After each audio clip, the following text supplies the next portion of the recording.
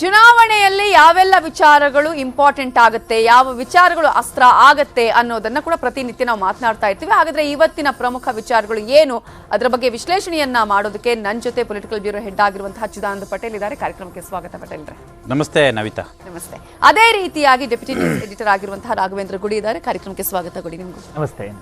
ಹಾಗಾದ್ರೆ ಇವತ್ತಿನ ಪ್ರಮುಖ ವಿಚಾರ ಏನು ಅನ್ನೋದನ್ನ ಮೊದಲನೇದಾಗಿ ನೋಡ್ತಾ ಹೋಗೋಣ.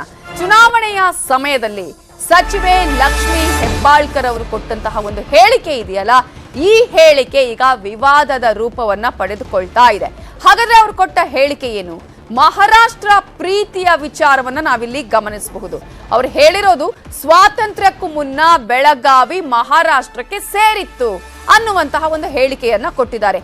ಈ ಸಂದರ್ಭದಲ್ಲಿ ಆ ಹೇಳಿಕೆ ಬೇಕಾಗಿತ್ತಾ ಅನ್ನುವಂತಹ ಪ್ರಶ್ನೆಯನ್ನ ಅನೇಕರು ಕೇಳ್ತಾ ಇದ್ದಾರೆ. ಇದರ ಹಿಂದೆ ಹಾಗಿದ್ರೆ ಏನೆಲ್ಲ ಲೆಕ್ಕಾಚಾರ ಇದೆ, ರಾಜಕೀಯ ಲೆಕ್ಕಾಚಾರಗಳು ಅಡಗಿದೆ ಅನ್ನೋದು ಸಹಜವಾಗಿ ಗೊತ್ತಿರುವ ವಿಚಾರ. ಸಚಿವೆ ಲಕ್ಷ್ಮಿ ಹೆಬ್ಬಾಳ್ಕರ್ ವಿರುದ್ಧ ಬಿಜೆಪಿ ಈಗ ಕೆರಳಿದೆ, ರಾಜೀನಾಮೆಗೆ ಒತ್ತಾಯ ಮಾಡಿದೆ. ಹಾಗಾದ್ರೆ ಲಕ್ಷ್ಮಿ ಹೆಬ್ಬಾಳ್ಕರ್ ಹೇಳಿದ್ದೇನು, ಇದಕ್ಕೆ ಬಿಜೆಪಿ ಹಾಗೂ ಕಾಂಗ್ರೆಸ್ ನಾಯಕರ ಪ್ರತಿಕ್ರಿಯೆ ಏನು ಅನ್ನೋದನ್ನ ನೋಡೋಣ. ಸ್ವಾತಂತ್ರ್ಯಕ್ಕಿಂತ ಪೂರ್ವ ಕರ್ನಾಟಕ ಮತ್ತು ಮಹಾರಾಷ್ಟ್ರ ಬಹಳಷ್ಟು ಒಂದೇ ಸಾಮ್ಯತೆಯಿಂದ ಈವನ್ ರಾಜ್ಯ ಕೂಡ ಬಹಳಷ್ಟು ಬೆಳಗಾವಿ ಮಹಾರಾಷ್ಟ್ರಕ್ಕೆ ಸೇರಿದಾಗ ಬಹಳಷ್ಟು ಅನ್ಯೋನ್ಯತೆಯಿಂದ ನಾವೆಲ್ಲರೂ ಇದ್ವಿ. ಕರ್ನಾಟಕ ಆದ್ಮೇಲೆ ಕರ್ನಾಟಕ ಏಕೀಕರಣ, ಇವತ್ತು ನಾವು 50 ವರ್ಷದ ಕರ್ನಾಟಕ ಏಕೀಕರಣದ ಸುವರ್ಣ ಮಹೋತ್ಸವವನ್ನ ಆಚರಣೆ ಮಾಡ್ತಾ ಇದ್ದೇವೆ. ಈಗಾಗಲೇ ನಮ್ಮಲ್ಲಿ ಒಡೆದಾಟಗಳು ಬಡದಾಟಗಳು, ಮಹಾರಾಷ್ಟ್ರದ ಪುಂಡರ ಗಲಾಟೆ ಯಾವಾಗೂ ಇದ್ದಿದ್ದೆ. MES ಸಂಘಟನೆ ಇಲ್ಲಿ ಬರೋದು, ಇಲ್ಲಿ ಗಲಾಟೆ ಮಾಡಿಸೋದು, ಅಲ್ಲಿ ಸ್ಟೇಟ್ಮೆಂಟ್ಗಳು ಕೊಡೋದು ಎಲ್ಲನೂ ಕೂಡ ಮಾಡ್ತಾನೆ ಇದೆ ಪ್ರತಿ ಸರಿ. ನನಗನ್ಸುತ್ತೆ ಅವರು ಸ್ಟೇಟ್ಮೆಂಟ್ ಕೊಟ್ಟಿರುವಂಥದ್ದು ವೋಟ್ ಪಾಲಿಟಿಕ್ಸ್ಗೋಸ್ಕರ. ಈ ಮಂತ್ರಿಗಳ ಹೇಳಿಕೆ ಏನಿದೆ ಇದೆಲ್ಲ ಮುಗಿದೋಗಿರೋ ಅಧ್ಯಾಯ. ಅದನ್ನು ನೆನಪಿಸ್ಕೊಳ್ತಕ್ಕಂಥದ್ದೇನಿದೆ, ಬಹುಶಃ ಅವರಿಗೆ ಆ ಒಂದು ವ್ಯಾಮೋಹದ ಕೊರತೆ ಇನ್ನೂ ಇದೆ ಅಂತ ಕಾಣಿಸ್ತಾ ಇದೆ. ಆ ವ್ಯಾಮೋಹದಿಂದ ದೂರ ಬಂದಿಲ್ಲ ಇನ್ನು. ಬ್ರಿಟಿಷರ ಆಳ್ವಿಕೆಯ ಕಾಲದಲ್ಲಿ ಕರ್ನಾಟಕ ಮುಂಬೈ ಪ್ರೆಸಿಡೆನ್ಸಿಯ ಭಾಗ ಆಗಿತ್ತು, ಮೆಡ್ರಾಸ್ ಪ್ರೆಸಿಡೆನ್ಸಿಯ ಭಾಗ ಆಗಿತ್ತು, ಹಳೆ ಮೈಸೂರು ಪ್ರಾಂತ್ಯಕ್ಕೆ ಸೇರಿತ್ತು. ಹೀಗೆ 3 ಭಾಗವಾಗಿತ್ತು. ಏನು ಸಂದೇಶ ಕೊಡಕ್ಕೆ ಕೊಟ್ಟಿದ್ದಾರೆ ಅವರೀಗ? ಏನನ್ನ ಸಂದೇಶ ಕೊಡಕ್ಕೆ ಕೊಟ್ಟಿದ್ದಾರೆ? ಕರ್ನಾಟಕದ ಕೆಲವು ಭಾಗ ಮಹಾರಾಷ್ಟ್ರಕ್ಕೆ ಸೇರಬೇಕು ಅನ್ನೋ ಸಂದೇಶಕ್ಕೆ ಕೊಡಕ್ಕೆ ಕೊಟ್ಟಿದ್ದಾರೋ, ಅಥವಾ ಮಹಾರಾಷ್ಟ್ರದ ಕೆಲವು ಭಾಗ ಕರ್ನಾಟಕಕ್ಕೆ ಸೇರಬೇಕು ಅನ್ನೋ ಸಂದೇಶ ಕೊಡಕ್ಕೆ ಕೊಟ್ಟಿದ್ದಾರೋ? ಬೆಳಗಾವಿ ಎಂದೂ ಮಹಾರಾಷ್ಟ್ರಕ್ಕೆ ಸೇರಿಲ್ಲ. ಬೆಳಗಾವಿ ಮುಂಬೈ ಪ್ರೊವಿನ್ಸ್ದ ಭಾಗವಾಗಿತ್ತು. ಏಕೀಕರಣದ ನಂತರ ಎಲ್ಲರೂ ಒಂದಾಗಿದ್ದೇವೆ. ಎಂದೂ ಮಹಾರಾಷ್ಟ್ರವನ್ನ ಬೆಳಗಾವಿ ಸೇರಿಲ್ಲ. ಅದು ತಪ್ಪು ಮಾಹಿತಿ ಇರಬಹುದು. ಸಂದರ್ಭದಲ್ಲಿ ಕೊಟ್ಟಂತಹ ಹೇಳಿಕೆ ಈಗಾಗಲೇ ಮತ್ತೊಂದು ಕಡೆ ಲಕ್ಷ್ಮಿ ಹೆಬ್ಬಾಳ್ಕರ್ ಅವರೇ ಅದಕ್ಕೆ ಸ್ಪಷ್ಟನೆ ಕೊಡುವಂತಹ ಪ್ರಯತ್ನವನ್ನು ಕೂಡ ಮಾಡಿದ್ದಾರೆ. ನಾನು ಆ ರೀತಿಯಾಗಿ ಹೇಳಿಲ್ಲ, ಅದನ್ನ ತಪ್ಪಾಗಿ ಅರ್ಥೈಸಲಾಗ್ತಾ ಇದೆ. ಆದ್ರೆ ಒಂದು ಸಲ ಹೇಳಿದಂತಹ ಮಾತು ಆ ನಂತರ ನಾವು ಎಷ್ಟೇ ಅದನ್ನ ಇಲ್ಲ ಅಂತ ಹೇಳಿದ್ರು ಕೂಡ ಅದು ಈಗಾಗಲೇ ಜನರ ಮನಸ್ಸಿಗೆ ಬಂದಿರೋದು. ಪಟೇಲ್ರೆ, ಈಗಾಗಲೇ ಇಂತಹ ಸಂದರ್ಭದಲ್ಲಿ ಈ ರೀತಿಯಾದಂತಹ ಹೇಳಿಕೆಯ ಅಗತ್ಯ ಇತ್ತ? ಮಾತಿನ ಬರದಲ್ಲಿ, ಓಲೈಸಿಕೊಳ್ಳುವಂತಹ ಬರದಲ್ಲಿ ಇಂತಹ ಮಾತುಗಳು ಪಕ್ಷದ ಮೇಲೆ ಏನೆಲ್ಲ ಪರಿಣಾಮ ಬೀರಬಹುದು ಅಂತ ಅನ್ಸುತ್ತೆ? ನಾವು ಇವತ್ತು ಕರ್ನಾಟಕ ಸುವರ್ಣ ಮಹೋತ್ಸವದಲ್ಲಿ ಇರುವಂಥದ್ದು, ಜೊತೆಗೆ ಕರ್ನಾಟಕ ಏಕೀಕರಣಕ್ಕೆ ಬಹಳಷ್ಟು ಜನರು ನೆತ್ತರರಿಸಿದ್ದಾರೆ. ಒಂದು ಸಣ್ಣ ಉದಾಹರಣೆ, ನಮ್ಮ ಗೋಕಾಕ್ ಚಳುವಳಿ ನಮ್ಮ ಕಣ್ಮುಂದಿದೆ. ಡಾಕ್ಟರ್ ರಾಜ್ಕುಮಾರ್ ಆ ಚಳುವಳಿ ಇದ್ದಂಥವರು. ನಿಮಗೆ ಅಖಂಡ ಕರ್ನಾಟಕ ಆಗಿ ಇವತ್ತು ಕೂಡ ಧ್ವನಿ ಎತ್ತನೇ ಇರುತ್ತೆ. ನಿಮಗೆಲ್ಲ ಒಂದು ಕಡೆ ಉಮೇಶ್ ಕತ್ತಿಯವರು ನಮಗೆ ಉತ್ತರ ಕರ್ನಾಟಕ ಪ್ರತ್ಯೇಕ ರಾಜ್ಯ ಬೇಕಂತ ಅವರು ಕೂಡ BJP ಅಧಿಕಾರದಲ್ಲಿದ್ದಂಥವ್ರು ಹೇಳ್ದಂಥವ್ರು. ಇದೀಗ ನಾನು ಕನ್ನಡತಿ ಅಂತ ಹೇಳುವ ಮುಖಾಂತರ ಸರ್ಕಾರ ಸುವರ್ಣ ಮಹೋತ್ಸವನ ಆಚರಿಸ್ತಿರೋ ಸಂದರ್ಭದಲ್ಲಿ ಕನ್ನಡದ ಕಾರ್ಯಕ್ರಮದಲ್ಲೇ ಬೆಳಗಾವಿ ಮಹಾರಾಷ್ಟ್ರಕ್ಕೆ ಸೇರಿತು ಅನ್ನೋ ಒಂದು ಮಾತನ್ನು ಬಳಸಿದ್ದಾರೆ ಅಂತ ಹೇಳಿದ್ರೆ ಇವರ ಹಿತಾಸಕ್ತಿ ಏನಿದೆ ಅನ್ನೋದು ಮುಖ್ಯ. ಜೊತೆಗೆ ಪ್ರಮುಖವಾಗಿ ನಿಮಗೆ ಸ್ವಾತಂತ್ರ್ಯ ಪೂರ್ವದಲ್ಲಿ ಬ್ರಿಟಿಷರ ಆಡಳಿತದಲ್ಲಿ ಬಾಂಬೆ ಪ್ರೆಸಿಡೆನ್ಸಿ ಇತ್ತು. ಆಗ ನಿಮಗೆ ಮಹಾರಾಷ್ಟ್ರ ಅನ್ನೋದೇ ಇರಲಿಲ್ಲ, ಆಯಿತಾ. ಆದರೆ ಅದು ಅವರ ಅಭ್ಯಾಸದ ಕೊರತೆಯು ಕೂಡ ಅಲ್ಲಿ ಎದ್ದು ಕಾಣ್ತಿರುವಂಥದ್ದು. ಮತ್ತೊಂದು ಕಡೆ ಮುಖ್ಯಮಂತ್ರಿ ಸಿದ್ದರಾಮಯ್ಯನವರು ಯಾವತ್ತೂ ಕೂಡ ಕರ್ನಾಟಕ ಇಬ್ಬಾಗ ಆಗ್ಲಿಕ್ಕೆ ನಾವು ಬಿಡೋದಿಲ್ಲ ಅಂತೇಳಿ ಪದೇ ಪದೇ ಅಸೆಂಬ್ಲಿಯಲ್ಲಿ ಹೇಳ್ತಾರೆ. ಜೊತೆಗೆ ಕರ್ನಾಟಕ ಏಕೀಕರಣವನ್ನು ಕೂಡ ನೆನೆಸ್ಕೊಳ್ತಾರೆ. ಕರ್ನಾಟಕ ಏಕೀಕರಣವನ್ನು ನೆನೆಸ್ಕೊಂಡಂಥವ್ರು ಯಾರು ಕೂಡ ಈ ಮಾತನ್ನು ಹೇಳಬಾರ್ದು. ಇದು ಎಲ್ಲೊಂದು ಕಡೆ ಸೌಹಾರ್ದತೆಯನ್ನು ಕದಡುವಂಥದ್ದು, ಸಾಮರಸ್ಯ ಕದಡುವಂಥದ್ದು. ಮತ್ತು ನಾನು ಕನ್ನಡತಿ ಅಂತೇಳಿ ಕರ್ನಾಟಕದಲ್ಲಿ ಕನ್ನಡ ನಾಡಿನಲ್ಲಿ ಇವರು ಮಂತ್ರಿ ಆಗಿರುವಂಥದ್ದು. ಹಾಗಾಗಿ ನೈತಿಕತೆ ಪ್ರಶ್ನೆ ಒಡಮುಡುತ್ತೆ. ಸರ್ಕಾರ ಈ ಹಿಂದೆ ಉಮೇಶ್ ಕತ್ತಿಯವರು ಹೇಳಿದ ಸಂದರ್ಭ ಭಾರತೀಯ ಜನತಾ ಪಕ್ಷದವರು ಕೂಡ ಇದೇ ಮುಖ್ಯಮಂತ್ರಿ ಸಿದ್ದರಾಮಯ್ಯ ಅವರು ಸೇರಿದಂತೆ ಅವತ್ತಿನ ಎಲ್ಲ ಕಾಂಗ್ರೆಸ್ ನಾಯಕರುಗಳು ಮತ್ತು DK ಶಿವಕುಮಾರ್ ಯಾದಿಯಾಗಿ ರಾಜೀನಾಮೆಯನ್ನು ಕೇಳಿದರು. ಈಗ ಇವರು ಮಾರಲಿಟಿ ಅಂತ ಇದ್ದರೆ ಇವ್ರು ಏನು ಮಾಡ್ತಾರೆ ಅನ್ನೋದು ಕೂಡ ಪ್ರಶ್ನೆ. ನಾನು ಕೇಳ್ತಾ ಇದ್ದೀನಿ, DK ಶಿವಕುಮಾರ್ ಅವರೇ ಇದಕ್ಕೆ ಏನು ಉತ್ತರ ಕೊಡ್ತೀರಾ? ಮುಖ್ಯಮಂತ್ರಿಯವರೇ ಇದಕ್ಕೆ ಏನು ಹೇಳ್ತೀರಾ? ಯಾಕಂದರೆ ನಾವು ಕನ್ನಡ ನಾಡಲ್ಲಿದ್ದೀವಿ, ನಮಗೂ ಕೂಡ ಕನ್ನಡದ ಅಸ್ಮಿತೆ, ನಾಡಿನ ಅಸ್ಮಿತೆ ನಾವು ಕೂಡ ಅಲ್ಲಿ ಪ್ರದರ್ಶನ ಮಾಡಬೇಕಾಗಿದೆ. ಇಲ್ಲಿ ಒಂದು ಕಡೆ ನಾಡಿನ ಅಸ್ಮಿತೆಯನ್ನು ಪ್ರದರ್ಶನ ಮಾಡಬೇಕಾಗಿರುವಂಥವರು ಈಗಾಗಲೇ ಬೆಳಗಾವಿ ಗಡಿ ಪ್ರದೇಶದಲ್ಲಿ ಪ್ರತಿದಿನ ಕೂಡ MES ಮತ್ತು ಕನ್ನಡಿಗರ ನಡುವೆ ಕಿಚ್ಚಾಗಿರುವಂಥದ್ದು ನೀವು ಒಂದು ಗಮನಿಸ್ಬೋದು. ಕರ್ನಾಟಕದಲ್ಲೂ ಕೂಡ ಕರ್ನಾಟಕದ ಗಡಿ ಪ್ರದೇಶ ಸೇರಿದಂಥವರು ಮರಾಠಿಗರಿದ್ದಾರೆ, ಕನ್ನಡಿಗರಿದ್ದಾರೆ, ಸಾಮರಸ್ಯದಿಂದ ಇದ್ದಾರೆ. ಜೊತೆಗೆ ಮಹಾರಾಷ್ಟ್ರದಲ್ಲೂ ಕೂಡ ಕನ್ನಡಿಗರು ಮತ್ತು ಮರಾಠಿಗರು ಆ ರಾಜ್ಯದಲ್ಲಿರ್ತಕ್ಕಂಥವ್ರು ಸಾಮರಸ್ಯದಿಂದಾರೆ. ಈ ರಾಜಕಾರಣಿಗಳ ಈ ರೀತಿಯ ಕಿಚ್ಚು ಹೇಳಿಕೆಗಳಿಂದ ಅನಗತ್ಯವಾಗಿ ಅಲ್ಯಾರೋ ಅಮಾಯಕ ಜನಗಳಿಗೆ ಇನ್ಯಾರೋ ನಾಯಕರು, ಅದು MES ಇರ್ಬೋದು, ಮತ್ತೊಂದು ಸಂಘಟನೆಗಳಿಗೆ ಎಲ್ಲ ಒಂದು ಕಡೆ ಇದು ಇವರಂಥವ್ರು ಫುಡ್ ಕೊಟ್ಟಂಥ ಸಂದರ್ಭ ಆಗಿರುವಂಥದ್ದು. ಇದಕ್ಕೆ ಮುಖ್ಯಮಂತ್ರಿಗಳು ಏನು ಕ್ರಮ ಕೈಗೊಳ್ತಾರೆ ಅಥವಾ ಬಹಿರಂಗವಾಗಿ ಕ್ಷಮೆ ಯಾಚಿಸ್ತಾರೆ ಅನ್ನೋದು ಕೂಡ ಇಲ್ಲಿ ಮುಖ್ಯವಾಗಿರುವಂಥದ್ದು. ಲಕ್ಷ್ಮೀ ಹೆಬ್ಬಾಳ್ಕರ್ ಅವರು ಕನ್ನಡದ ಕಾರ್ಯಕ್ರಮದಲ್ಲಿ, ಬೇರೆ ಯಾವ ಕಾರ್ಯಕ್ರಮ ಅಲ್ಲ ಅದು, ಕನ್ನಡ ಕಾರ್ಯಕ್ರಮದಲ್ಲಿ ಅವರು ಹೇಳ್ತಾರೆ, ನಾನು ಅವರಿಗೆ ಸ್ಫೂರ್ತಿ ಕೊಡುವಂತಹ ನಿಟ್ಟಿನಲ್ಲಿ ನಾವೆಲ್ಲರೂ ಚೆನ್ನಾಗಿರ್ಬೇಕು ಅನ್ನುವಂತಹ ಕಾರಣಕ್ಕಾಗಿ ನಾವು ಈ ಮಾತನ್ನ ಹೇಳಿದೆ ಅಂತ. ಈ ರೀತಿಯಾದಂತಹ ಮಾತುಗಳು ಇದು ಸ್ಫೂರ್ತಿ ಕೊಡುತ್ತೆ. ತಾವು ಅವ್ರು ಮಾತನಾಡಿದ ತಾವು ಕೇಳಿಸ್ಕೊಂಡಿದ್ದೀರಾ? ಗುಡಿಯವರೇ ನೀವು ಕೇಳಿಸ್ಕೊಂಡಿದ್ದೀರಾ? ಅಲ್ಲಿ ಅವರು ಸ್ಪಷ್ಟವಾಗಿ ಕರ್ನಾಟಕ ಸ್ವಾತಂತ್ರ್ಯ ಪೂರ್ವದಲ್ಲಿ ಬೆಳಗಾವಿ ಮಹಾರಾಷ್ಟ್ರಕ್ಕೆ ಸೇರಿತ್ತು ಅಂತ ಹೇಳಿದ್ರು. ಮಹಾರಾಷ್ಟ್ರನ ರಾಜ್ಯನೇ ಇರಲಿಲ್ಲ, ಬಾಂಬೆ ಪ್ರೆಸಿಡೆನ್ಸಿ ಇತ್ತು. ಮೊದಲನೇದಾಗಿ ಅವರಿಗೆ ಬಹುಶಃ ಅಭ್ಯಾಸದ ಕೊರತೆ ಕೂಡ ಅಲ್ಲಿ ಎದ್ದು ಕಾಣ್ತಿರುವಂಥದ್ದು. ಎಲ್ಲೊಂದು ಕಡೆ ಈ ಗಡಿ ಪ್ರದೇಶದಲ್ಲೇ ಪ್ರತಿದಿನ ಒಂದಷ್ಟು ಟೆನ್ಷನ್ ಆಗ್ತಿರುವಂಥದ್ದು, ಸರ್ಕಾರಗಳು ಕೂಡ ತಲೆನೋವಾಗ್ತಿರೋ ಸಂದರ್ಭದಲ್ಲಿ ನಿಮಗೆ ಕನ್ನಡ ರಾಜ್ಯೋತ್ಸವ ಸಂದರ್ಭದಲ್ಲಿ MESಗಳು ಮಹಾರಾಷ್ಟ್ರದ ಬಾವುಟವನ್ನು ಆರಿಸುವಂಥದ್ದು, ಗಡಿಯಲ್ಲಿ ಪ್ರತಿದಿನ ಸಂಘರ್ಷಗಳಾಗ್ತಿರೋ ಸಂದರ್ಭದಲ್ಲಿ ಒಬ್ಬ ಸಚಿವೆ ಆದಂಥವರು ಈ ರೀತಿ ಬೇಜವಾಬ್ದಾರಿ ಹೇಳಿಕೆ ಕೊಡ್ತಾರೆ ಅಂತ ಹೇಳಿದ್ರೆ ಬಹುಶಃ ಇವರಿಗೆ ಎಲ್ಲೊಂದು ಕಡೆ ಯಾರ ಅಂಕೆಯಲ್ಲೂ ಇಲ್ಲ ಅಂತ, ಇವ್ರನ್ನ ಯಾರೂ ಕಂಟ್ರೋಲ್ ಇಲ್ಲ. ಈ ಸರ್ಕಾರದಲ್ಲಿ ಅನೇಕ ಸಚಿವರಿಗೆ ಕಂಟ್ರೋಲ್ ಇಲ್ಲ. ಅದರ ಭಾಗವಾಗಿ ಹೆಬ್ಬಾಳ್ಕರ್ ಅವರಿಗೂ ಕೂಡ ಸರ್ಕಾರ ಅಂತ ಹೇಳಿದ್ರೆ ಮುಖ್ಯಮಂತ್ರಿ ಮತ್ತೊಂದು ಭಯ ಭಕ್ತಿ ಯಾವುದೂ ಇಲ್ಲ. ಬಹುಶಃ ಇವರು ಅಷ್ಟೊಂದು ಪ್ರೀತಿ ಇದ್ದರೆ ಪಕ್ಕದ ಮಹಾರಾಷ್ಟ್ರಕ್ಕೆ ಹೋಗಿ ಚುನಾವಣೆಗೆ ನಿಂತರೆ ಬಹುಶಃ ಇವರು ಸಕ್ಸಸ್ ಆಗೋ ಸಾಧ್ಯತೆ ಇದೆ. ಯಾಕಂತ ಹೇಳಿದ್ರೆ ಒಂದು ಸಮುದಾಯವನ್ನು ಓಲೈಕೆ ಮಾಡ್ಲಿಕ್ಕೆ ಹೋಗಿ ಕರ್ನಾಟಕದ ಸಾರ್ವಭೌಮತ್ವಕ್ಕೆ, ಕರ್ನಾಟಕದ ಸಾಮರಸ್ಯಕ್ಕೆ ಧಕ್ಕೆ ಬಂದರೆ ಇಂಥವ್ರು ಬಹುಶಃ ಇವರು ಮಹಾರಾಷ್ಟ್ರದಲ್ಲಿ ಹೋಗಿ ನಿಂತರೆ ಬಹುಶಃ ಅಲ್ಲಿ ಇನ್ನೂ ಸರ್ವೆ ಆಗುವ ಚಾನ್ಸಸ್ ಇರುವಂಥದ್ದು. ಯಾಕಂದರೆ ಕನ್ನಡ ನಾಡಲ್ಲಿ ಇದ್ಕೊಂಡು ಕನ್ನಡತಿ ನಾನು ಅನ್ನೋ ಮುಖಾಂತರ ಕನ್ನಡದ ಅನ್ನವನ್ನು ತಿಂದ್ಕೊಂಡು ಕನ್ನಡದ ಬಗ್ಗೆ ಮಾತನಾಡ್ಕೊಂಡು ಕರ್ನಾಟಕ ಸರ್ಕಾರದ ಸಚಿವೆಯಾಗಿ ಒಂದು ರಾಜ್ಯಕ್ಕೆ, ನಮ್ಮ ರಾಜ್ಯದ ಬಹುಮುಖ್ಯ ಅಂಗ ಆಗಿರ್ತಕ್ಕಂಥ ಬೆಳಗಾವಿಯನ್ನು ಮಹಾರಾಷ್ಟ್ರಕ್ಕೆ ಸೇರಿಸಬೇಕಂತ ಹೇಳಿದ್ರೆ ಬಹುಶಃ ಇವರು ಮಹಾರಾಷ್ಟ್ರ ರಾಜ್ಯಕ್ಕೆ ಇವರು ಹೊಂದ್ಕೊಳ್ತಕ್ಕಂಥ ಫಿಟ್ ಆಗತಕ್ಕಂಥ ಪೊಲಿಟಿಷಿಯನ್ ಅಂತ ಹೇಳಿದ್ರು ತಪ್ಪಾಗ್ಲಾರ್ದು. ಬಹುಶಃ ಮಹಾರಾಷ್ಟ್ರದಲ್ಲಿ ಹೋದ್ರೆ ಇವರು ಸಕ್ಸಸ್ ಆಗ್ತಾರೆ. ಓಕೆ, ಲೋಕಸಭಾ ಚುನಾವಣೆ ಹತ್ತಿರ ಬರುವ ಸಂದರ್ಭದಲ್ಲಿ ಏನೆಲ್ಲ ಮಾತುಗಳನ್ನ ಆಡಿದ್ರು ಕೂಡ ನಮಗೆ ಓಟ್ ಬರುತ್ತೆ ಅನ್ನುವ ರೀತಿಯಾಗಿ ಇದೆ ಅಂತ ಹೇಳಿ ಸುವರ್ಣ ಕರ್ನಾಟಕದ ಈ ಒಂದು ಸಂಭ್ರಮದ ಸಂದರ್ಭದಲ್ಲಿ ಇಂತಹ ಮಾತುಗಳು ಸಾಕಷ್ಟು ಪರಿಣಾಮವನ್ನ ಬೀರುತ್ತೆ ಅಂತ. ಅಂದ್ರೆ ಯಾವ ರೀತಿಯಾಗಿ ಈಗ ಆಗಬಹುದು, ಇದನ್ನ ಪಕ್ಷಗಳು ಹೇಗೆ ತೆಗೆದುಕೊಂಡು ಹೋಗಬಹುದು, ಎಲೆಕ್ಷನ್ ವರೆಗೂ ಇರಬಹುದು ಅಂತ ಅನ್ಸುತ್ತಾ? ನವಿತಾ, ಈ ಎಲೆಕ್ಷನ್ ಸೌಹಾರ್ದ ಇವೆಲ್ಲದಕ್ಕಿಂತ ಇವೆಲ್ಲ ಬಿಡೋಣ. ನಾನು ಒಂದು ಸ್ವಲ್ಪ ಇದನ್ನ ಇತಿಹಾಸದಲ್ಲಿ ಹೋಗೋದಕ್ಕೆ ಬಯಸ್ತೀನಿ. ಇತಿಹಾಸದಲ್ಲಿ ಅಂದ್ರೆ ಸುಮಾರು 1200 ವರ್ಷಗಳ ಹಿಂದೆ ಹೋಗ್ತೀನಿ. ಒಂದು ಕವಿರಾಜ ಮಾರ್ಗ ಅಂತ ಒಂದು ಕನ್ನಡದಲ್ಲಿ ಕೃತಿ ರಚಿತವಾಗುತ್ತೆ. ಅದರಲ್ಲಿ ಏನ್ ಹೇಳ್ತಾರೆ ಅಂದ್ರೆ, ಕಾವೇರಿ ಇಂದಮ ಗೋದಾವರಿ ವರ ಮಿರ್ದ ನಾಡದ ಕನ್ನಡದೊಳ್ ಭಾವಿಸಿದ ಜನಪದಂ ವಸುಧಾ ವಲಯ ವಿಲೀನ ವಿಷದ ವಿಷಯ ವಿಶೇಷಂ. ಇದರ ಅರ್ಥ, ಇದು ಕನ್ನಡದಲ್ಲಿ ಇರ್ತಕ್ಕಂಥದ್ದು. ಅರ್ಥ ಏನಂದ್ರೆ, ಕಾವೇರಿಯಿಂದ ಗೋದಾವರಿವರೆಗೂ ಇರ್ತಕ್ಕಂಥ ನಾಡಿದೆಯಲ್ಲ ಅದು ಕನ್ನಡದ ನಾಡು. ಅಲ್ಲಿ ಮಾತನಾಡುವಂಥ ಜನ ಇದ್ದಾರೆ, ಅವರು ಕನ್ನಡ ಭಾಷೆಯನ್ನ ಮಾತಾಡ್ತಾರೆ, ಅವರು ಸಾಕಷ್ಟು ಬುದ್ಧಿವಂತರಾಗಿದ್ದಾರೆ, ಅವರು ವೀರರಾಗಿದ್ದಾರೆ ಅಂತ ಕನ್ನಡಿಗರ ಅವತ್ತಿನ ಸ್ಥಿತಿಗತಿಗಳ ಬಗ್ಗೆ ಇದರಲ್ಲಿ ವರ್ಣನೆ ಮಾಡ್ತಾ ಹೋಗ್ತಾರೆ ಕವಿರಾಜ ಮಾರ್ಗದಲ್ಲಿ 1200 ವರ್ಷಗಳ ಹಿಂದೆ. ಅವತ್ತು ಅದು ಲಕ್ಷ್ಮೀ ಹೆಬ್ಬಾಳ್ಕರ್ ಇರ್ಬೋದು ಅಥವಾ ನಮ್ಮ ಸಾಕಷ್ಟು ರಾಜಕಾರಣಿಗಳಿದ್ದಾರೆ, ಹಿಂದಿನ ವಿಷಯಗಳನ್ನ ಯಾಕೆ ತೆಗಿಬೇಕಂತ ಕುಮಾರಸ್ವಾಮಿ ಅವರು ಕೂಡ ಹೇಳಿದ್ರು. ಆದರೆ ಈ ಹಿಂದಿನ ವಿಚಾರಗಳಿದಾವಲ್ಲ, ಸಾಕಷ್ಟು ಅಧ್ಯಯನ ಎಲ್ರಿಗೂ ಬೇಕು, ನಾವು ಸೇರಿದ ಹಾಗೆ ಎಲ್ರಿಗೂ ಬೇಕು ಅಂತ ಇವುಗಳು ಸೂಚಿಸ್ತಾ ಹೋಗ್ತಾವೆ. ಆ ಸಂದರ್ಭದಲ್ಲಿ ಮರಾಠಿ ಅಂತಕ್ಕಂಥ ಭಾಷೆ ಇನ್ನೂ ಹುಟ್ಟಿರಲಿಲ್ಲ. ಮರಾಠಿ ಅಂತಕ್ಕಂಥ ಭಾಷೆ ಆಗಲಿ, ಹಿಂದಿ ಅಂತಕ್ಕಂಥ ಭಾಷೆ ಆಗಲಿ, ಈ ಭಾಷೆಗಳು ಆ ಸಮಯದಲ್ಲಿ ಇರಲಿಲ್ಲ. ಅಂಥ ಸಮಯದಲ್ಲೇ ಕರ್ನಾಟಕ ಇವತ್ತು ಕಾವೇರಿಯಿಂದ ಗೋದಾವರಿವರೆಗೂ ಇತ್ತು. ಹಾಗಿದ್ರೆ ಇಡೀ ಗೋದಾವರಿವರೆಗೂ ಕೂಡ ಅದು ಕನ್ನಡದ್ದೇ ಆಗಿತ್ತು ಅಂದಮೇಲೆ ಅಲ್ಲಿ ಯಾವುದೇ ರೀತಿಯಾಗಿರ್ತಕ್ಕಂಥ ವಿಭಿನ್ನತೆ ಹೇಗಿರೋದಕ್ಕೆ ಸಾಧ್ಯ? ಇವತ್ತು ಬೆಳಗಾವಿನ ನೀವು ಇವತ್ತು ಕೇಳ್ತಾ ಇದ್ರೆ ಅವತ್ತಿನವರೆಗೂ ಕೂಡ ನೀವು ಮಹಾರಾಷ್ಟ್ರನೇ ಇರಲಿಲ್ಲ. ಇವತ್ತು ಮಹಾರಾಷ್ಟ್ರದಲ್ಲಿ ಇರ್ತಕ್ಕಂಥ ಊರುಗಳ ಹೆಸರನ್ನು ನೋಡೋದಾದ್ರೆ ಕೊಲ್ಲಾಪುರ, ಲಾತೂರ್, ಊರು ಯಾವ ಭಾಷೆ? ಕನ್ನಡದ ಭಾಷೆಗಳು. ಇವತ್ತು ಕೂಡ ಮಹಾರಾಷ್ಟ್ರದಲ್ಲಿ ಇರ್ತಕ್ಕಂಥ ಸಾಕಷ್ಟು ಹಳ್ಳಿಗಳಲ್ಲಿ ಹೆಸರುಗಳಿರ್ಬೋದು, ನಗರಗಳ ಹೆಸರಿರ್ಬೋದು, ಕನ್ನಡದ ಹೆಸರಲ್ಲಿ ಇರ್ತಕ್ಕಂಥದ್ದು. ಅಂದ್ರೆ ಇಡೀ ಮಹಾರಾಷ್ಟ್ರ ಕರ್ನಾಟಕದ ಅಂತೇಳಿ ಇವತ್ತು ನಾವು ಕ್ಲೇಮ್ ಮಾಡಬಹುದಾ? ಮಾಡಿದ್ರೆ ಸೌಹಾರ್ದತೆ ಇರುತ್ತಾ?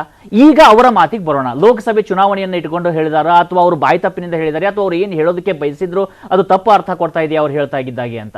ಇವತ್ತು ಭಾಷೆಯ ವಿಚಾರಗಳು ಬಂದಾಗ ಯಾವಾಗ ಭಾಷಾವಾರು ಗಡಿ ರಚನೆ ಆಯಿತು ಅವತ್ತೇ ಇವತ್ತು ಸಾಕಷ್ಟು ಈ ರೀತಿಯಾಗಿರ್ತಕ್ಕಂಥ ತಿಕ್ಕಾಟಗಳಿಗೆ ಎಡೆ ಮಾಡಿಕೊಡುವಂತ ಪ್ರಯತ್ನಗಳಾಗಿತ್ತು. ಆದ್ರೆ ಅಸ್ಮಿತೆಯನ್ನ ಕೈಕೊಳ್ಬೇಕಂತ ಸಂದರ್ಭ ಬಂದಾಗ ಕನ್ನಡದ ಅವತ್ತು ಆಲೂರು ವೆಂಕಟರಾಯರು ಅದು ಧಾರವಾಡದ ವಿದ್ಯಾವರ್ಧಕ ಸಂಘ ಅತ್ಯಂತ ಮಹತ್ವದ ಪಾತ್ರವನ್ನ ಈ ರಾಜ್ಯವನ್ನ ಒಗ್ಗೂಡಿಸರಲ್ಲಿ ಕರ್ನಾಟಕ ಏಕೀಕರಣದಲ್ಲಿ ವಹಿಸ್ತವೆ. ಆ ಸಂದರ್ಭದ ವಿಚಾರಗಳನ್ನ ನಾವು ತೆಗೆದುಕೊಳ್ಳೋದಾದ್ರೆ ಇವತ್ತು ಯಾರು ಇವರು ಉತ್ತರ ಕರ್ನಾಟಕ ಅಂತಿದ್ದಾರೆ, ಬೆಳಗಾವಿ ಅಂತಿದ್ದಾರೆ, ಅವತ್ತಿನ ಸಂದರ್ಭವನ್ನು ಗಮನಿಸೋದಾದ್ರೆ ಬೀದರ್ವರೆಗೂ ಕೂಡ ಬೇರೆ ಬೇರೆ ಭಾಷೆಗಳ ಇನ್ಫ್ಲೂಯೆನ್ಸ್ ಇತ್ತು. ಆದ್ರೆ ಎಲ್ಲವನ್ನೂ ಕೂಡ ಒಗ್ಗೂಡಿಸಿ ಕರ್ನಾಟಕ ಆಗ್ಬೇಕು, ಕನ್ನಡ ಭಾಷೆ ಬರಬೇಕು ಅಂತೇಳಿ ಕನ್ನಡ ಭಾಷೆಯನ್ನ ಒತ್ತುಕೊಟ್ಟಂತ ಸಂದರ್ಭ ಅದು. ಅದನ್ನೇ ನಾವು ಇವತ್ತು ಎಲ್ಲರೂ ಕೂಡ ಆಚರಣೆ ಮಾಡ್ತಿದ್ದೀವಿ. ಅದಕ್ಕೆ ಸಾಕಷ್ಟು ಜನರ ಬಲಿದಾನ ಇದೆ, ಸಾಕಷ್ಟು ಜನ ಜೈಲಿಗೆ ಹೋಗಿದ್ದಾರೆ, ಅವತ್ತು ರಕ್ತವನ್ನು ಹರಿಸಿದ್ದಾರೆ. ಅದರ ಪರಿಣಾಮವಾಗಿ ಇವತ್ತು ಕರ್ನಾಟಕ ಅಂತ ಬಂದಿರೋದು. ಆದ್ರೆ ರಾಜಕಾರಣಿಗಳಿಗೆ ಏನಾಗಿದೆ, ಸಿಂಪಲ್ ಆಗಿ ಮಾತನಾಡುವಂಥದ್ದು, ಯಾವುದೋ ಒಂದು ಜನರನ್ನ ಮೆಚ್ಚಿಸಬೇಕು, ಯಾರ್ದೋ ಓಟ್ಗಳನ್ನ ಪಡೆದುಕೊಳ್ಬೇಕು, ಏನೋ ಒಂದು ಹೇಳಿಕೆಗಳನ್ನ ಕೊಡಬೇಕು. ಇವತ್ತು ಕರ್ನಾಟಕದಲ್ಲಿ ಸಾಕಷ್ಟು ಕರ್ನಾಟಕ ಮತ್ತೆ ಕರ್ನಾಟಕದ ಗಡಿ ಪ್ರದೇಶಗಳಿರ್ಬೋದು, ಬೇರೆ ರಾಜ್ಯಗಳಲ್ಲಿ ಕರ್ನಾಟಕದ ಇನ್ಫ್ಲುಯೆನ್ಸ್ ಇದೆ, ಕರ್ನಾಟಕದಲ್ಲೂ ಕೂಡ ಬೇರೆ ಬೇರೆ ಭಾಷೆಗಳ ಇನ್ಫ್ಲುಯೆನ್ಸ್ ಇರೋದನ್ನ ಗಮನಿಸಬಹುದಾಗಿದೆ. ಇವತ್ತು ಉತ್ತರ ಕರ್ನಾಟಕದಲ್ಲಿ ಹೋಗೋದಾದ್ರೂ ಕೂಡ ಅಲ್ಲಿ ಒಂದು ಟೀ ಕುಡಿಯೋದಿರ್ಬೋದು, ಅಥವಾ ಒಂದು ಭಜಿ ಮಿರ್ಚಿ ಅಂತ ನಾವೇನು ಹೇಳ್ತೀವಿ ಅದಿರ್ಬೋದು, ಆಹಾರ ಕ್ರಮಗಳಿರ್ಬೋದು, ಸಾಮ್ಯತೆಗಳು ಬೇರೆ ರಾಜ್ಯಗಳ ಜೊತೆಯಲ್ಲಿ ಇರ್ಬೋದು. ಆದ್ರೆ ಇದು ಆ ರಾಜ್ಯಕ್ಕೆ ಸೇರಿತ್ತು ಅಂತ ಹೇಳೋದಿದೆಯಲ್ಲ, ಪಟೇಲ್ ಹೇಳಿದಾಗೆ ಅವರಲ್ಲಿ ಅಧ್ಯಯನದ ಕೊರತೆ ಇರತಕ್ಕಂಥದ್ದು. ಯಾಕಂದ್ರೆ ಬಾಂಬೆ ಪ್ರೆಸಿಡೆನ್ಸಿ ಬೇರೆ, ಮಹಾರಾಷ್ಟ್ರ ಅಂತಕ್ಕಂಥದ್ದು ಬೇರೆ. ಹೀಗಾಗಿ ಈ ವಿಚಾರಗಳನ್ನ ನಾವು ಗಂಭೀರವಾಗಿ ತೆಗೆದುಕೊಳ್ಬೇಕಾಗತ್ತೆ. ಮತ್ತೆ ಯಾರಿಗೆ ಈ ವಿಚಾರಗಳ ಬಗ್ಗೆ ಅರಿವಿಲ್ವೋ ಅವರು ಅರಿವನ್ನ ಮಾಡಿಕೊಂಡು ಮಾತನಾಡೋದು. ಅದು ರಾಜ್ಯ ಭಾಷೆ ವಿಚಾರಕ್ಕೆ ಬಂದಾಗ, ಗಡಿ ವಿಚಾರಕ್ಕೆ ಬಂದಾಗ, ರಾಜ್ಯದ ಒಂದು ನಗರಗಳು, ಒಂದು ತಾಲೂಕು ಇರ್ಬೋದು, ಒಂದು ಚಿಕ್ಕದಾಗಿರ್ತಕ್ಕಂಥ ಹಳ್ಳಿನೇ ಇರ್ಬೋದು. ಇವತ್ತು ಕೂಡ ಮಹಾರಾಷ್ಟ್ರದಲ್ಲಿ ಇರ್ತಕ್ಕಂಥ ಸಾಕಷ್ಟು ಹಳ್ಳಿಗಳಲ್ಲಿ ಕನ್ನಡ ಮಾತಾಡ್ತಾರೆ. ಅವರ ಪರಿಸ್ಥಿತಿ ಅಧೋಗತಿ ಇರುತ್ತದೆ. ಅಂತವರಿಗೆ ನಾವು ಯಾವ ರೀತಿಯಾಗಿ ಬೆಂಬಲಿಸಬೇಕು, ಅಲ್ಲಿ ಕನ್ನಡವನ್ನ ಹೇಗೆ ಬಳಸಬೇಕು, ಆ ಕಡೆ ಕೂಡ ರಾಜ್ಯದ ಹಿತಾಸಕ್ತಿ ಇದರಲ್ಲಿ ಇದೆಯಾ ಅನ್ನುವಂಥ ಪ್ರಶ್ನೆ. ನೋಡೋಣ ಏನ್ ಹೇಳ್ತಾರೆ, ಕ್ಷಮೆ ಯಾಚಿಸ್ತಾರಾ ಅನ್ನೋದು. ಏನು ಕ್ಷೇತ್ರ ಕುರುಕ್ಷೇತ್ರದಲ್ಲಿ ಇವತ್ತು ಚಿಕ್ಕೋಡಿ ಲೋಕಸಭಾ ಕ್ಷೇತ್ರದ ಬಗ್ಗೆ ನೋಡೋಣ.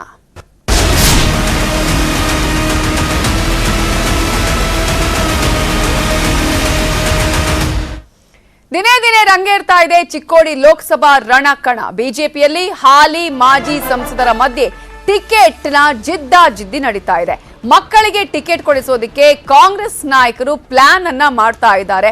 ಈಗಾಗಲೇ ಇಲ್ಲಿ ದೊಡ್ಡ ಮಟ್ಟದ ಬೆಳವಣಿಗೆಗಳು ಕೂಡ ನಡೀತಾ ಇರುವಂತದ್ದು ಚಿಕ್ಕೋಡಿ ಲೋಕಸಭಾ ರಣಕಣ. ಹಾಗಾದ್ರೆ ಯಾವ ರೀತಿಯಾಗಿದೆ? ಬಿಜೆಪಿಯಲ್ಲಿ ಹಾಲಿ ಮಾಜಿ ಸಂಸದರ ಮಧ್ಯೆ ಒಂದ್ ಕಡೆ ಟಿಕೆಟ್ ಫೈಟ್ ಆದ್ರೆ, ಮತ್ತೊಂದ್ ಕಡೆ ಮಕ್ಕಳಿಗೆ ಟಿಕೆಟ್ ಕೊಡಿಸೋದಕ್ಕೆ ಕಾಂಗ್ರೆಸ್ ನಾಯಕರು ಪ್ಲಾನ್ ಮಾಡ್ಕೊಂಡಿದ್ದಾರೆ. ಹಾಗಾದ್ರೆ ಬಿಜೆಪಿ ಮತ್ತು ಕಾಂಗ್ರೆಸ್ನ ಆಕಾಂಕ್ಷಿಗಳು ಏನ್ ಹೇಳಿದ್ದಾರೆ ನೋಡೋಣ. ಸಹಿತ ರಾಷ್ಟ್ರದ ವರಿಷ್ಠರನ್ನು ಮತ್ತು ರಾಜ್ಯದ ವರಿಷ್ಠರನ್ನು ಭೇಟಿ ಮಾಡಿ ಈ ಬರುವಂಥ 2024 ಲೋಕಸಭಾ ಚುನಾವಣೆಯಲ್ಲಿ ಭಾರತೀಯ ಜನತಾ ಪಕ್ಷದ ಸ್ಪರ್ಧೆಗೆ ನನಗೆ ಟಿಕೆಟ್ ಕೊಡಬೇಕು ಅನ್ನೋದು ಮಾತನ್ನು ಅವ್ರು ಗಮನಕ್ಕೆ ಇಟ್ಟಿದ್ದೀನಿ. ಕೊಡ್ತೀವಿ ಅನ್ನೋಂಥ ಮಾತನ್ನು ಸಹಿತ ಹೇಳಿದ್ದಾರೆ. ಬೇಡಿಕೆ ಇಷ್ಟೇ, ಹೋದ ಸಲ ನಾವು ವಂಚಿತನಾಗಿದ್ದೇನೆ, ನನಗೆ ಟಿಕೆಟ್ ಕೊಡ್ರಿ. ಅದನ್ನು ಹೋದ ಸಲ ನೀವು ರಾಜ್ಯಸಭಾ ಅಥವಾ MLC ಮಾಡ್ತೀವಿ, ಸರಿ ಮಾಡ್ತೀವಿ ಅನ್ನೋ ಮಾತನ್ನು ಹೇಳಿದರೆ ಅದು ಮಾಡಿಲ್ಲ.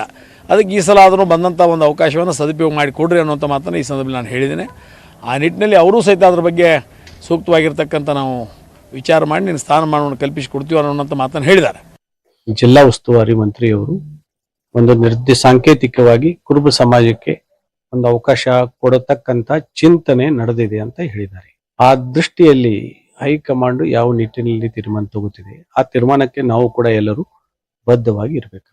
ಇವರೆಲ್ಲರೂ ಕೂಡ್ಕೊಂಡು ಸತೀಶಣ್ಣ ಜಾರಕಿಹೊಳಿ ಅವರ ಉಸ್ತುವಾರಿಯಲ್ಲಿ ಒಂದು ನಿರ್ಣಯಕ್ಕೆ ಬಂದಾಗ ಅವ್ರು ಏನ್ ಎಲ್ಲರೂ ಕೂಡ್ಕೊಂಡು ತೀರ್ಮಾನ ತಗೋತಾರೆ ಆ ನಿಟ್ಟಿನಲ್ಲಿ ನಾವು ಕಾರ್ಯಕರ್ತರು ಅದಕ್ಕೆ ಬದ್ಧವಾಗಿ ಪಕ್ಷದಲ್ಲಿ ದುಡಿದಿದ್ದೇವೆ. ಎಲ್ಲ ಮುಖಂಡರು ಅವಕಾಶ ಕೊಟ್ರೆ ಖಂಡಿತವಾಗಿ ನಿಲ್ತೀವಿ.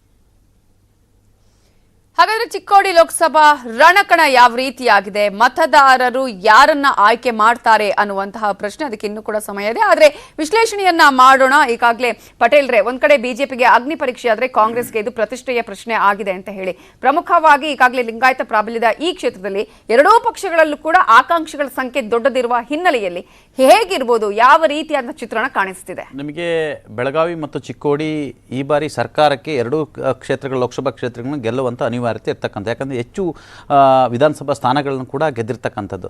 18 ವಿಧಾನಸಭಾ ಕ್ಷೇತ್ರಗಳು ಇವೆರಡೂ ಜಿಲ್ಲೆಗಳಲ್ಲಿ ಇರ್ತಕ್ಕಂಥದ್ದು. ಮತ್ತೊಂದು ಕಡೆ ಈ ಬಾರಿ ಮೋದಿ ಅಲೆಯ ಮೇಲೆ ಎಲ್ಲರೂ ಕೂಡ ನಿಂತಿರ್ತಕ್ಕಂಥದ್ದು. ಈಗ ಅಣ್ಣಾ ಸಾಹೇಬ್ ಜೊಲ್ಲೆ ಅವರ ಮೇಲೆ ಒಂದು ಕಡೆ ಆ್ಯಂಟಿ ಇನ್ಕಂಬೆನ್ಸಿ ಇರ್ತಕ್ಕಂಥದ್ದು, ಸ್ಥಳೀಯರೇ ಅಲ್ಲಿ ವಿರೋಧವನ್ನು ವ್ಯಕ್ತಪಡಿಸ್ತಿರುವಂಥದ್ದು. ಕಳೆದ ಬಾರಿ ಕೂಡ ರಮೇಶ್ ಕತ್ತಿ ಹೇಳಿದಂತೆ ರಮೇಶ್ ಕತ್ತಿ ಅವರಿಗೆ ಟಿಕೆಟನ್ನು ಕೊಡಬೇಕಂತಾಗಿತ್ತು. ಆದರೆ ಕೊನೆ ಗಳಿಗೆಯಲ್ಲಿ BL ಸಂತೋಷ್ ರವರ ಕೃಪಾ ಕಟಾಕ್ಷದಿಂದ ಅಣ್ಣಾ ಸಾಹೇಬ್ ಜೊಲ್ಲೆ ಅವರಿಗೆ ಟಿಕೆಟ್ ಸಿಕ್ತು. ಮತ್ತು ಅಲ್ಲೂ ಕೂಡ ಅಣ್ಣಾ ಸಾಹೇಬ್ ಜೊಲ್ಲೆಯವರ ವೈಯಕ್ತಿಕ ವರ್ಚಸ್ಸಿಗಿಂತ ಪ್ರಧಾನಿ ನರೇಂದ್ರ ಮೋದಿಯವರ ವರ್ಚಸ್ಸಿನ ಮೇಲೆ ಇವರೆಲ್ಲರೂ ಕೂಡ ಗೆದ್ದು ಬಂದಿರುವಂಥದ್ದು. ಹಾಗಾಗಿ ಈಗ ರಮೇಶ್ ಕತ್ತಿ ನನಗೂ ಕೂಡ ಟಿಕೆಟ್ ಕೊಡಿ ಅಂತೇಳಿ ಈಗಾಗಲೇ ಫೈಟ್ ಮಾಡ್ತಿರುವಂಥದ್ದು. ಇದರ ಬೆನ್ನಲ್ಲೇ ಮಹಾಂತೇಶ್ ಕವಟಗಿ ಮಟ್ಟ ಕೂಡ ಟಿಕೆಟನ್ನು ಕೇಳ್ತಿರುವಂಥದ್ದು. ಇದು ಒಂದು ಭಾಗ. ಈಗ ಅಲ್ಲಿ ಟಿಕೆಟ್ ಗೆಲ್ಲೋದು ಗ್ಯಾರಂಟಿ ಅನ್ನೋ ಕಾರಣಕ್ಕಾಗಿ ಈಗಾಗಲೇ ರಮೇಶ್ ಕತ್ತಿ ಅವರು ಅಲ್ಲಿ ಪ್ರಯತ್ನವನ್ನು ಮಾಡ್ತಿರುವಂಥದ್ದು. ಬಹುಶಃ ಈಗ ಒಂದು ವೇಳೆ ಅಣ್ಣಾ ಸಾಹೇಬ್ ಜಲ್ಲೆ ಅವರಿಗೆ ಮತ್ತೆ ಟಿಕೆಟ್ ಕೊಟ್ಟರೆ ರಮೇಶ್ ಕತ್ತಿ ಅವರು ಯಾಕೆ ಅವ್ರು ಪರವಾಗಿ ಮಾಡಬೇಕು? ಯಾಕಂತೇಳಿ ಅವರ ರಾಜಕೀಯ ಭವಿಷ್ಯ ಕೂಡ ಅಲ್ಲಿ ಮುಖ್ಯ ಆಗಿರ್ತಕ್ಕಂಥದ್ದು. ಇದು ಭಾರತೀಯ ಜನತಾ ಪಕ್ಷದ ಒಂದು ಭಾಗ. ಮತ್ತೊಂದು ಕಡೆ ಈ ಹಿಂದೆ ಅವರು ಚುನಾವಣೆ ಸಂದರ್ಭದಲ್ಲಿ ಲಕ್ಷ್ಮಣ್ ಸವದಿ ಅಂತ ನಾಯಕರುಗಳಿದ್ರು, ಅವರ ಸಹಾಯ ಕೂಡ ಜೊಲ್ಲೆ ಅವರು ಪಡೆದಿದ್ರು. ಇದಾದ ಬೆಳೆ ನಂತರ ಕಾಂಗ್ರೆಸ್ನಲ್ಲೂ ಕೂಡ ಹಲವಾರು ಆಕಾಂಕ್ಷೆಗಳು ಇರ್ತಕ್ಕಂಥದ್ದು. ನಿಮಗೆ ಇಡೀ ಜಿಲ್ಲೆಯಲ್ಲಿ ಕುರುಬ ಸಮುದಾಯದಿಂದ ಕಾಂಗ್ರೆಸ್ಗೆ ಹೆಚ್ಚು ಮತಗಳು ಬಂದಿದೆ, ಹಲವಾರು ಸ್ಥಾನಗಳು ಗೆಲ್ಲಲಿಕ್ಕೆ ಕಾರಣ ಅನ್ನೋ ಒಂದು ಮಾತುಗಳು ಕೂಡ ಕೇಳಿ ಬರ್ತಿರುವಂಥದ್ದು. ಹಾಗಾಗಿ ಸತೀಶ್ ಜಾರಕಿಹೊಳಿ ಅವರು ಸ್ಥಳೀಯ ಬೆಳಗಾವಿ ಜಿಲ್ಲಾ ಉಸ್ತುವಾರಿ ಸಚಿವರು ಮತ್ತು ಸ್ಥಳೀಯರಾಗಿದ್ದ ಕಾರಣಕ್ಕಾಗಿ ನೀವು ಕುರುಬರಿಗೆ ಅವಕಾಶ ಕೊಡಬೇಕಾದ್ರೆ ಲಕ್ಷ್ಮಣರಾವ್ ಚಿಂಗ್ಳೆ ಅವರಿಗೆ ಒಂದು ಅವಕಾಶ ಕೊಡಿ ಅಂತೇಳಿ ನೇರವಾಗಿ ಹೇಳಿರುವಂಥದ್ದು. ಇದರ ಬೆನ್ನಲ್ಲೆಲ್ಲ ಒಂದು ಕಡೆ ಪರೋಕ್ಷವಾಗಿ ಸತೀಶ್ ಜಾರಕಿಹೊಳಿ ಅವರ ಕುಟುಂಬದಿಂದಲೂ ಕೂಡ ಚುನಾವಣೆಗೆ ನಿಲ್ಲಿ ಅಂತ ಒತ್ತಡ ಹೇಳ್ತಿರುವಂಥದ್ದು. ಆದರೆ ಸತೀಶ್ ಜಾರಕಿಹೊಳಿ ಹೇಳಿದರೆ ನಾವು ಈ ಬಾರಿ ಯಾರೂ ಕೂಡ ನಮ್ಮ ಕುಟುಂಬದವರು ಸ್ಪರ್ಧೆ ಮಾಡಲ್ಲ ಅಂತೇಳಿ. ಮತ್ತೊಂದು ಕಡೆ ಪರೋಕ್ಷವಾಗಿ ಸತೀಶ್ ಜಾರಕಿಹೊಳಿಗೆ ಸ್ವತಃ ಬೆಳಗಾವಿಯಿಂದ ಸ್ಪರ್ಧೆ ಮಾಡಿ ಅಂತೇಳಿ ಡಿ ಕೆ ಶಿವಕುಮಾರ್ ಅವರು ಹೈಕಮಾಂಡ್ ಮುಖಾಂತರ ಒತ್ತಡ ಹೇಳ್ತಿರುವಂಥದ್ದು.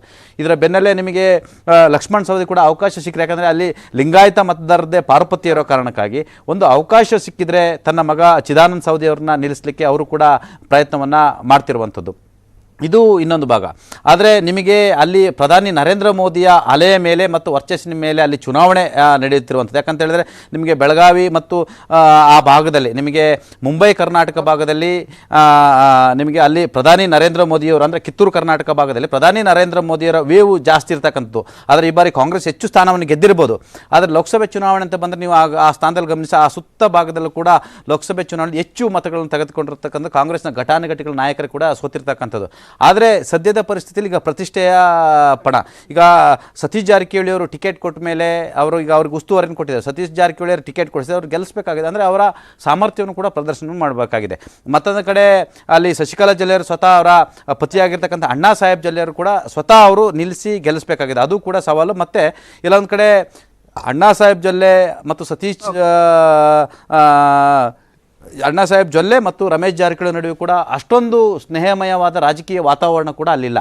ಮತ್ತು ಲಕ್ಷ್ಮಣ್ ಸವದಿ ಅವರು ಕೂಡ ಈ ಬಾರಿ ಕಾಂಗ್ರೆಸ್ ಪಕ್ಷದಲ್ಲಿ ಇರ್ತಕ್ಕಂಥದ್ದು, ಮತ್ತು ಸರ್ಕಾರ ಇರ್ತಕ್ಕಂಥದ್ದು, ಇನ್ನೊಂದು ಕಡೆ ಗ್ಯಾರಂಟಿ ಇರ್ತಕ್ಕಂಥದ್ದು. ಹಾಗಾಗಿ ಕಾಂಗ್ರೆಸ್ನಲ್ಲೂ ಕೂಡ ಈಗ ಪೈಪೋಟಿ ಏರ್ಪಟ್ಟಿರುವಂಥದ್ದು.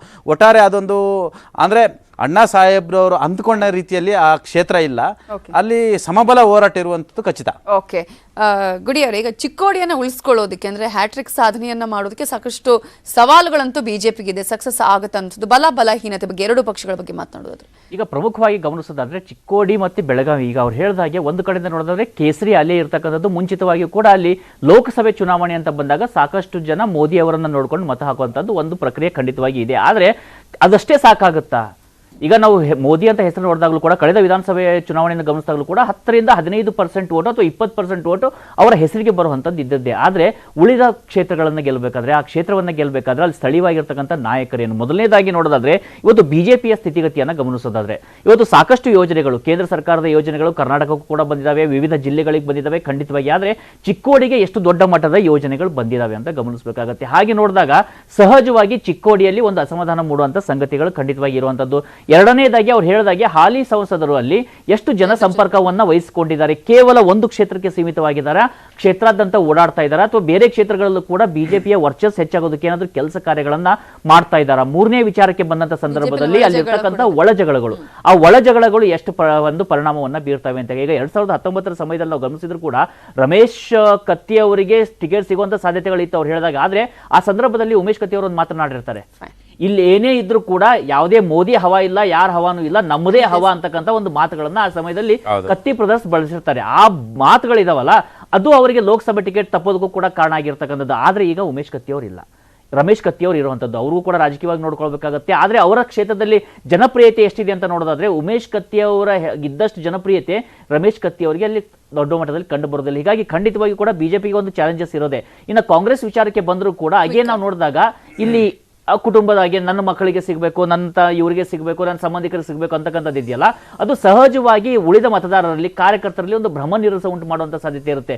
ಈ ಬಾರಿ ಕಾಂಗ್ರೆಸ್ ಅಲ್ಲಿ ಮತ್ತೊಂದು ಯೋಚನೆಯನ್ನ ಮಾಡ್ತಾ ಇದೆ ಅಂತಕ್ಕಂಥ ಮಾಹಿತಿಗಳಿದಾವೆ. ಅಂದ್ರೆ ಬೆಳಗಾವಿ ಮತ್ತು ಚಿಕ್ಕೋಡಿಯಲ್ಲಿ ಒಂದು ಕ್ಷೇತ್ರದಲ್ಲಿ ಕುರುಬರಿಗೆ ಕೊಡಬೇಕು, ಇನ್ನೊಂದು ಕ್ಷೇತ್ರದಲ್ಲಿ ಲಿಂಗಾಯತರಿಗೆ ಕೊಡಬೇಕಂತಕ್ಕಂಥ ಒತ್ತಡಗಳು ಇರೋದು, ಆ ರೀತಿಯಾಗಿರುವಂತಹ ಸಾಧ್ಯತೆಗಳು ಕೂಡ ಇದಾವೆ. ಯಾಕಂದ್ರೆ ಅಲ್ಲಿ ಎರಡನೇ ಅತಿ ದೊಡ್ಡ ಒಂದು ಮತದಾರರು ಇರುವಂತದ್ದು ಅಂದ್ರೆ ಕುರುಬರು. ಈಗ ಒಂದು ಕಡೆ ಲಿಂಗಾಯತರಿದ್ದಾರೆ, ನಂತರ ಕುರುಬರು ಇರುವಂತದ್ದು. ಹೀಗಾಗಿ ಜಾತಿ ಲೆಕ್ಕಾಚಾರದಲ್ಲಿ ಮತ್ತೆ ಅಲ್ಲಿರ್ತಕ್ಕಂಥ ಸ್ಥಳೀಯವಾಗಿ ಇಲ್ಲಿ ಗ್ಯಾರಂಟಿ ಸ್ಕೀಮ್ಗಳನ್ನ ಎಷ್ಟು ಪಾಸಿಟಿವ್ ಆಗಿ ಬಳಸ್ಕೊಳ್ತಾರೆ ಅನ್ನೋ ವಿಚಾರದಲ್ಲಿ ಎಷ್ಟು ದೊಡ್ಡ ಮಟ್ಟದ ಕಾರ್ಯವನ್ನ ಮಾಡ್ತಾರೆ ಅನ್ನೋದು ಮಾತ್ರ ಕಾಂಗ್ರೆಸ್ಗೆ ಅವಕಾಶವನ್ನ ಕೊಡುತ್ತೆ. ಆದ್ರೆ ಬಿಜೆಪಿಗಂತೂ ಆಡೆಡ್ ಅಡ್ವಾಂಟೇಜ್ ಇದೆ, ಯಾಕಂದ್ರೆ ಅಲ್ಲಿ ಮೋದಿ ಅವರ ನೇತೃತ್ವದಲ್ಲಿ ನಡೀತಾ ಚುನಾವಣೆ. ಬಲದ ಲೆಕ್ಕಾಚಾರದಲ್ಲಿ ಏನು ಆಗತ್ತೆ, ಯಾರು ಯಾವ ರೀತಿಯಾಗಿ ಈ ಒಂದು ಚುನಾವಣೆಯನ್ನು ಎದುರಿಸ್ತಾರೆ, ಜನರ ಮನಸ್ಸಿನಲ್ಲಿ ಏನಿದೆ ಅನ್ನೋದನ್ನ ನೋಡೋಣ.